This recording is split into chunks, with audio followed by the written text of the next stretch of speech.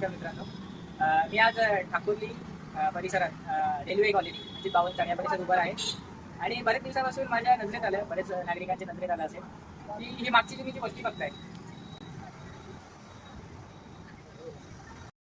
तर सांगण्याचं तात्पर्य एवढंच मित्रांनो की बावनचाळ सारख्या परिसरामध्ये जिथे आपण रात्रीचे थोडं येणं जाणं टाळतो, तिथे या लोकांसोबत लेडीज आहेत, लहान मुलं आहेत, तर यांच्या जिम्मेदारी ही कोणाची जिम्मेदारी आहे, मला फक्त शासनाने किंवा महानगरपालिकेने याचं उत्तर द्यावं. कारण डोंबिवलीमध्ये आताच्या म्हणजे म्हणतात नाही का, भाड्याने जागा भेटणं खूप मुश्किल झाली आणि असं रेल्वेचं एक जुनं ऑफिस या लोकांनी वस्ती बनवलेली आहे.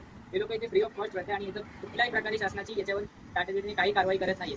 बोलण्याचं तात्पर्य एवढंच मित्रांनो की यांच्यासोबत लहान मुलं आहेत, लेडीजही आहेत, तर उद्या काही घटना घडायच्या आधी शासनाने याच्यावर कारवाई केली पाहिजे.